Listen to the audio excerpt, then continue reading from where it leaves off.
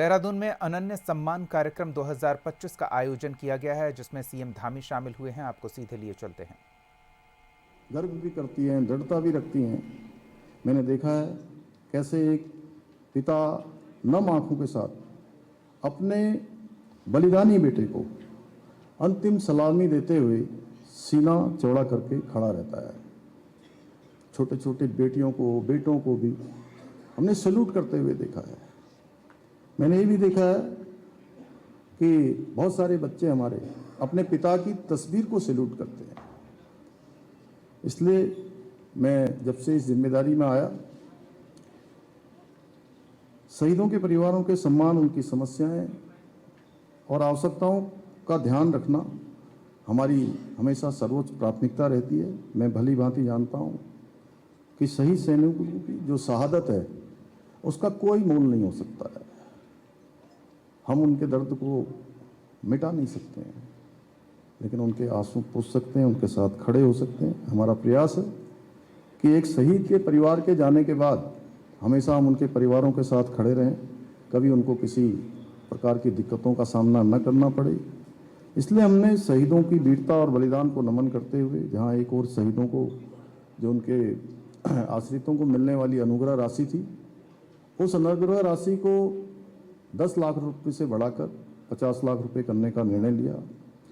वहीं सेना में परमवीर चक्र से लेकर मेंशन इन डिस्ट्रेस तक सभी वीरता पुरस्कारों से अलंकृत की जाने वाली एकमुश्त तथा वार्षिकी धनराशि में भी अभूतपूर्व रूप से हमने वृद्धि की है। इसके अलावा हमने भूतपूर्व सैनिकों की मृत्यु के समय उनके सम्मानजनक अंतिम संस्कार के लिए भी वित्तीय सहायता का प्रावधान किया है।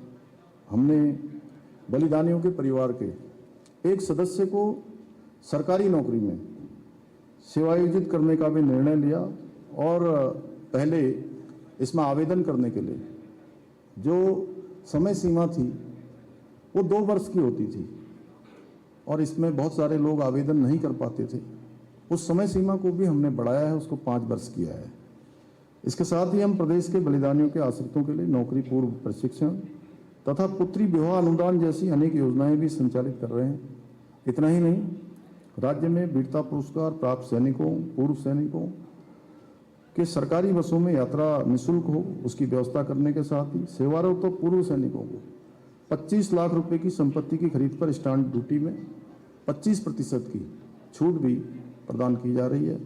इसके अतिरिक्त प्रदेश में शहीदों की स्मृति को चिरस्थायी बनाने के लिए हम देहरादून के गुनियाल गांव में भव्य सैन्य धाम का निर्माण भी कर रहे हैं। उसका निर्माण भी लगभग पूरा हो गया है, जो प्रत्येक उत्तराखंडी के लिए एक पावन स्थल होगा, एक ऐसा स्मरण स्थल होगा जहां से हमारे आने वाले जो नई पीढ़ी है वो बहुत प्रेरित होगी देशभक्ति के लिए, राष्ट्रभक्ति के लिए।